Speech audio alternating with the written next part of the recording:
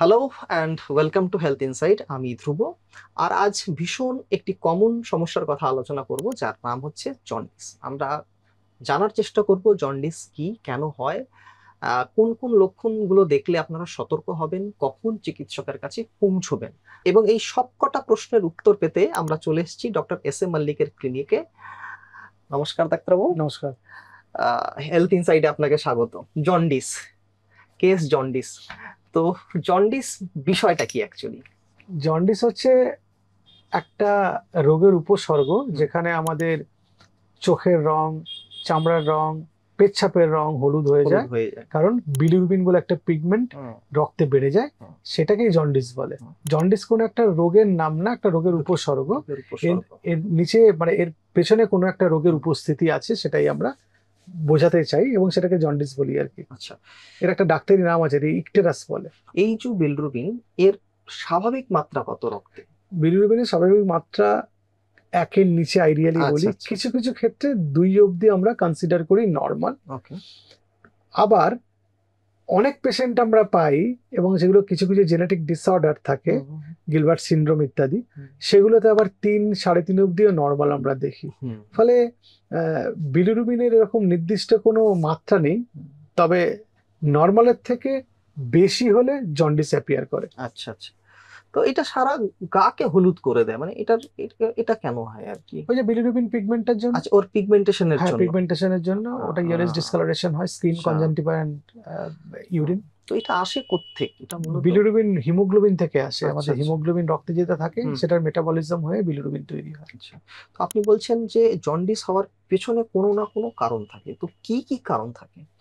জন্ডিসের তো কারণগুলোকে আপনি যদি পর্যালোচনা করেন, তাহলে আমরা কি গ্রসলি যদি বলতে হয় তাহলে 3টে ভাগে ভাগ করতে পারি। একটা হিমোলাইটিক জন্ডিস, মানে রক্ত যে লোহিত রক্তকণিকাগুলো তাহলে প্রিম্যাচুরলি ভেঙে যাচ্ছে কোনো একটা কারণে, কোনো অসুখে, সেটা হিমোলাইটিক অ্যানিমিয়া হতে পারে।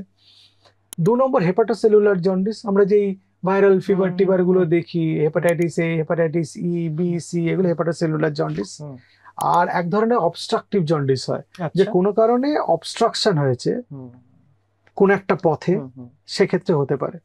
সেটা গল ব্লাডার স্টোন থেকে হতে পারে, কমন বাইল ডাক্ট স্টোন হতে পারে, প্যানক্রিয়াসে কোনো একটা প্যাথোলজি হলো, বা একটা টিউমার থেকে হতে পারে, অনেক, বা স্ট্রিকচার থেকে হতে পারে, সিবিডি, অনেক কারণে হতে পারে। মেইনলি 3টে কারণ: হিমোলাইটিক, হেপাটোসেলুলার আর অবস্ট্রাকটিভ জন্ডিস। এটাকে কিভাবে ডায়াগনোসিস করা হয়? শুধু কি বিলিরুবিন টেস্টই করা হয় না, মানে তার সঙ্গে সঙ্গে আরো অন্য কোনো টেস্টও করা হয়? যদি জন্ডিস সন্দেহ করি আমরা, তাহলে আমরা ইনফেকশন গুলো আছে কিনা দেখি, মানে ভাইরাল ইনফেকশন গুলোর কথা বলছি, যেমন hepatitis A, hepatitis E, B, C, এগুলো আছে কিনা তার মার্কার গুলো দেখি। পুরো লিভার ফাংশন টেস্টটা করি, শুধু যে বিলিরুবিন দেখি তা না, কিন্তু আমরা লিভার এনজাইমস গুলো দেখি, অ্যালকালাইন ফসফেটেজ, এসজিপিটি, এসজিওটি, এগুলো সব আমরা দেখি।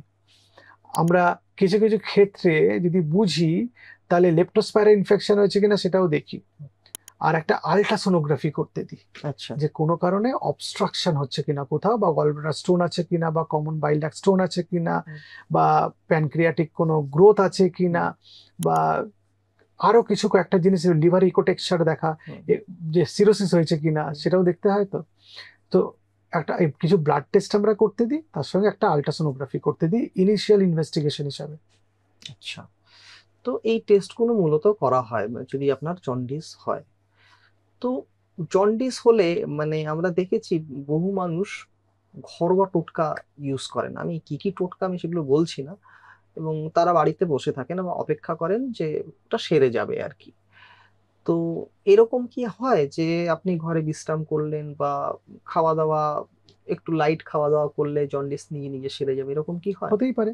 হেপাটাইটিস এ যদি ফালমিনেন্ট হেপাটাইটিস এ না হয়, খুব সিভিয়ার ফর্ম অফ, তাহলে তো বাড়িতে নর্মাল খাওয়া দাওয়া করলে সেরেই যাবে, কারণ হেপাটাইটিস এর তো কোনো ওষুধ নেই। আচ্ছা আচ্ছা আচ্ছা আচ্ছা। বিশ্রাম করতে হবে, ভালো খাবার দাবার খেতে হবে, জলপান করতে হবে, ভালো ঘুমাতে হবে, তার অ্যালকোহল ওই সময় বর্জন করতে হবে, তাহলে তো কিছু কিছু ক্ষেত্রে সেরেই যাবে। তখন আপনি বলতে পারেন যে কিছু টোটকা, গলায় কিছু বেঁধেছি, হাতে কিছু বেঁধেছি, তাবিজ টাবিজ, সেগুলোতে সেরে গেল, ব্যাপারটা না আর কি। ওটা সেলফ লিমিটিং ডিজিজ, মানে ওটা এমনি এমনি সেরে গেছে, সেরে যেত। আর যদি না সারে তখন বুঝতে হবে যে এইবার ঝামেলা ঝামেলা। কি কি ধরনের ঝামেলা হতে পারে? হেপাটিক ফেলিয়ার হতে পারে। হেপাটিক ফেলিয়ার যেটা হয় সেটা হচ্ছে মাল্টি অর্গান ডিসফাংশন করতে পারে, ব্লিডিং হতে পারে, অ্যালবুমিন ব্লাডে কমে যেতে পারে, যে পেটে বুকে জল জমতে হুম। পারে, পা ফুলে যেতে পারে, ম্যালনিউট্রিশন হতে পারে। এবং যখন হেপাটিক ফেলিওর হয় তখন মাল্টি অর্গান ডিসফাংশন হয়, তো হুম। তখন ডেথ অবধি হতে পারে।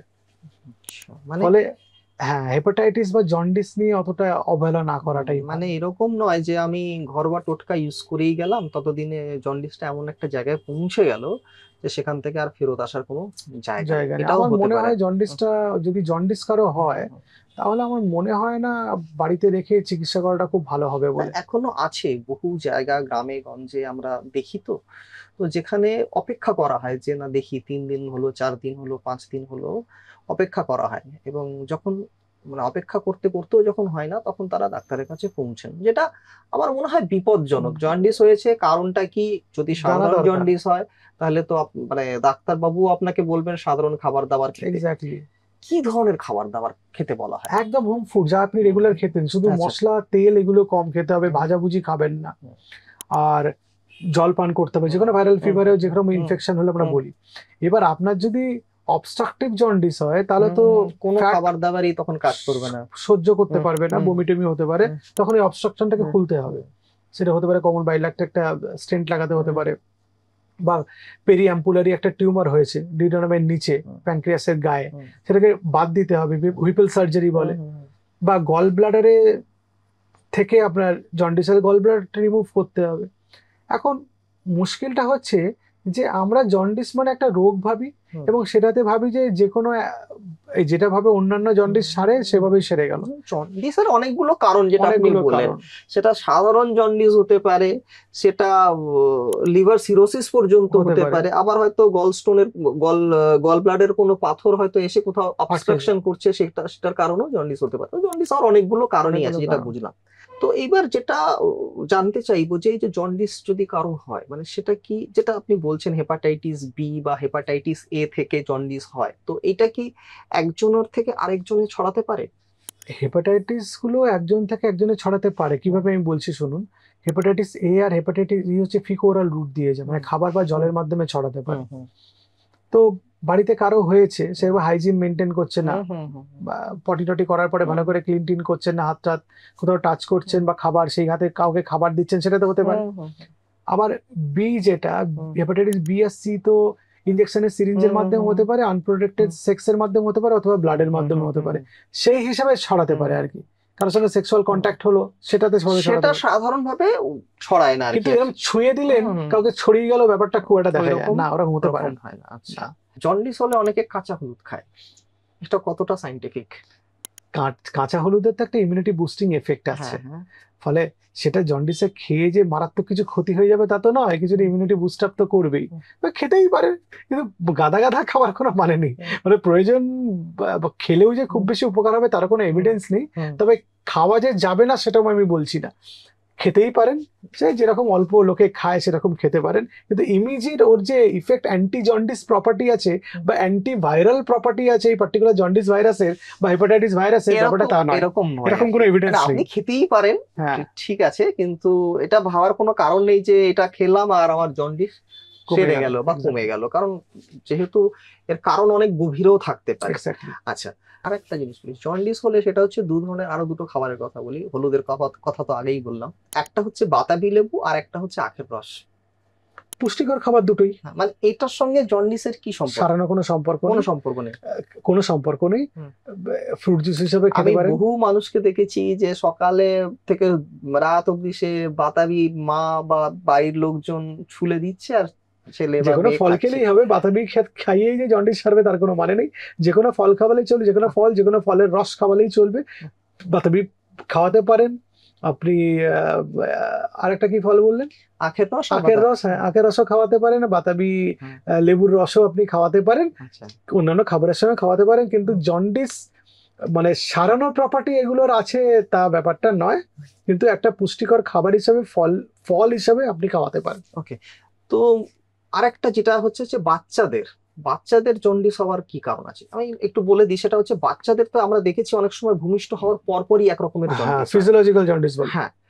আর আমাদের যে জন্ডিসটা, এই দুটোর মধ্যে কি তফাৎ আছে? আমাদের যে জন্ডিস গুলো হয় সেটা হচ্ছে প্যাথোলজিক্যাল জন্ডিস, হুম, কোনো কারণ থাকতে হবে, রোগ আচ্ছা। আছে। হুম, বাচ্চাদের যেটা ফিজিওলজিক্যাল, তার বডির যে বিলিরুবিন এলিমিনেট করার প্রপার্টি সেটা একটু কম, ওটাকে নর্মালি রেখে দিলে বাচ্চা ঠিক হয়ে যায়। কারো কারো ফটোথেরাপি রাখে, ওটা নিজে নিজেই সেরে যায়, ওটা নিয়ে ভয় পাওয়ার কোনো কারণ নেই। ওটা বেশিরভাগ বাচ্চারই হয়, বেশিরভাগ বাচ্চারই হয়, প্রায় 60-70% বাচ্চারও পর্যন্ত হতে পারে। ফলে ওটা নিয়ে দুশ্চিন্তা করে ফিজিওলজিক্যাল জন্ডিস বলে, ওটা আমার বাচ্চারও হয়েছিল, 2 দিন ফটোথেরাপি দিয়ে ঠিক হয়ে গেছে। সুতরাং ওরা দুশ্চিন্তা করার কোনো কারণ নেই। একদম যারা সদ্যজাত বাচ্চা তাদের এটা কমন, মানে Common, হতে পারে, হতেই কিন্তু পারে। এটা অতটা চিন্তার না, কারণ না। একদমই কিন্তু না। তারপর যে একটু বয়স বাড়ার পর, আমি বলতে চাইছি ধরুন 3 বছর 4 বছর 5 বছর পরে, তখন তো সিগনিফিকেন্ট, তখন তো তখন সেটা তো কোনো চিন্তার বিষয়। প্যাথোলজিক্যাল। কিন্তু বাচ্চাদের আবার ফিজিওলজিক্যাল জন্ডিস আবার অনেক বেশি বিলিরুবিন উঠে গেল, 20 25, অনেকদিন ধরে কমছে না, তখন আবার কার্নিকটেরাস হতে পারে, ব্রেন এফেক্ট করতে পারে। সুতরাং ইগনোর করা যাবে না, মানে অবহেলা করা যাবে না। জন্ডিস ফিজিওলজিক্যাল হলেও যে ডাক্তারবাবুর আন্ডারে হলো তার সঙ্গে একটু যোগাযোগ রাখতে হবে, কিছু করা যায় কিনা, ফটোথেরাপি লাগবে কিনা, সেটা পেডিয়াট্রিশিয়ানরা বা বাচ্চাদের শিশু রোগ বিশেষজ্ঞরা সুন্দর গাইডেন্স দিয়ে দেন। সেটা জন্ডিস কি কোনোভাবে প্রিভেন্ট করা যায়? নিশ্চয়ই প্রিভেন্ট করা যায় জন্ডিস। কিভাবে? আপনি খুব মনে করুন hepatitis A R hepatitis E, আমরা জেনে গেছি যে অস্বাস্থ্যকর জায়গার খাবার খেলে, জল বাহিত বা খাদ্য বাহিত, আপনি যে স্বাস্থ্যকর জায়গায় খাবার খান, অস্বাস্থ্যকর খাবারগুলো আপনি যদি বর্জন করেন তাহলে প্রিভেন্ট করতে পারেন। আর হেপাটাইটিস এ আর বি এই দুটো ভাইরাসের এগেনস্টে ভ্যাকসিনেশন হয়, সেই ভ্যাকসিনেশন দিলে প্রিভেনশন হবে। মানে এর ভ্যাকসিনও আছে? এর ভ্যাকসিনও আছে আর বির ভ্যাকসিনও আছে।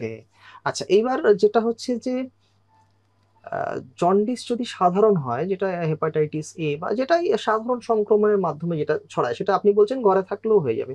এবার বাকি যে জন্ডিস গুলো আছে, সেটা সিরোসিস হতে পারে, বা গল স্টোনের যে পাথর আটকে হতে পারে, বা বাইল ডাক্টের কোথাও একটা অবস্ট্রাকশন হয়ে হতে পারে, তো এইগুলোর জন্য কি ধরনের চিকিৎসা আছে? সিরোসিসের তো কোনো পার্টিকুলার ট্রিটমেন্ট নেই, সাপোর্টিভ ট্রিটমেন্ট, বা লিভার ট্রান্সপ্লান্ট করতে হবে। অনেকে লিভার ট্রান্সপ্লান্ট আজকাল করছেন, তাহলে তো সিরোসিস থেকে আপনি বেরিয়ে আসতে পারলেন। আর যদি না হয় সাপোর্টিভ ট্রিটমেন্ট করতে হবে, কিছু ওষুধ বিশুধ আছে সেগুলো খেতে হবে, জল পেটে না জমে যায় সেই জন্য কিছু প্রোটিন সাপ্লিমেন্টস খেতে হতে পারে, ডিমের সাদা অংশ খেতে হতে পারে, কোয়াগুলোপ্যাথি হচ্ছে কিনা নজরে রাখতে হবে, ভ্যারিক্স হচ্ছে কিনা নজরে রাখতে হবে, ব্লিডিং হচ্ছে কিনা সেগুলো খেয়াল রাখতে হবে।